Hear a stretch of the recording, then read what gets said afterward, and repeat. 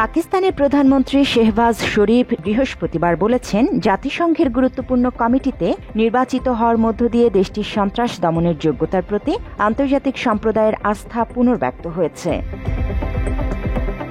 একদিন আগে পাকিস্তানকে আফগান তালেবানদের বিরুদ্ধে নিষেধাজ্ঞা বাস্তবায়নের তত্ত্বাবধানে গঠিত কমিটির সভাপতি করা হয়।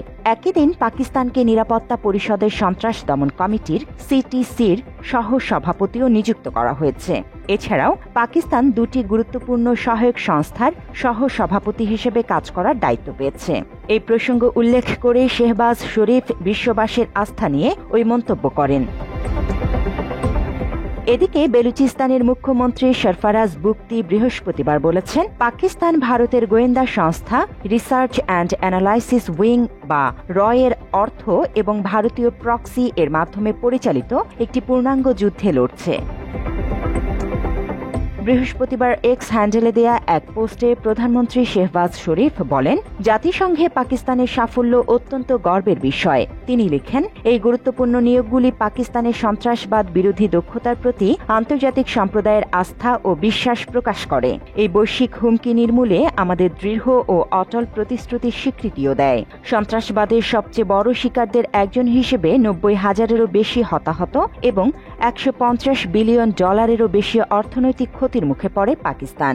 এই ভয়াবহতার বিরুদ্ধে লড়াইয়ে পাকিস্তানের আত্মত্যাগ অতুলনীয়। 2025 সালের 1 জানুয়ারি থেকে পাকিস্তান জাতিসংঘ নিরাপত্তা পরিষদের অস্থায়ী সদস্য হিসেবে 2 বছরের মেয়াদ শুরু করেছে। নিরাপত্তা পরিষদে এটি পাকিস্তানের 8ম মেয়াদ। জুলাই মাসে পরিষদের সভাপতিত্ব করবে তারা। মাত্র 30% টাকায় জমির মালিক হয়ে নতুন বাংলাদেশের গড়ে তোলার স্বপ্ন দেখা বাংলা বসতি। এমন এক সময় এসব সিদ্ধান্ত হল যখন পাকিস্তানের একটি উচ্চ পর্যায়ের পার্লামেন্টারি প্রতিনিধি দল নিউ ইয়র্কে জাতিসংঘের সদর দপ্তর পরিদর্শন করছিল। এর আগে ভারত নিয়ন্ত্রিত কাশ্মীরের পেহেলগামে এক সন্ত্রাসী হামলায় 26 পর্যটক নিহত হওয়ার পর ভারত এর জন্য পাকিস্তানকে দায়ী করে। এক পর্যায়ে পাকিস্তানে হামলাও চালায় তারা। কড়া জবাব দেয় ইসলামাবাদ। এক রাতেই 5টি যুদ্ধবিমান হারায় ভারত। পরে যুক্তরাষ্ট্রের প্রেসিডেন্ট ডোনাল্ড ট্রাম্পের হস্তক্ষেপে যুদ্ধ বন্ধ হয়। এরপর থেকে ব্যাপক কূটনৈতিক তৎপরতা শুরু করে দুটি দেশ।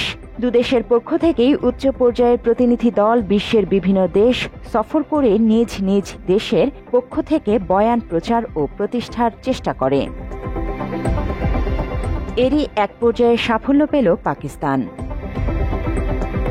তবে ভারত শুধু প্রতিনিধি দল পাঠিয়ে ক্ষান্ত হয়নি। পাকিস্তানের বেলুচিস্তান প্রদেশের মুখ্যমন্ত্রী সরফরাজ বুকতি বৃহস্পতিবার অভিযোগ করেন, পাকিস্তানে অর্থ দিয়ে প্রক্সি যুদ্ধ চালাচ্ছে, যে কারণে বেলুচিস্তানের নিরাপত্তা পরিস্থিতির অবনতি ঘটেছে।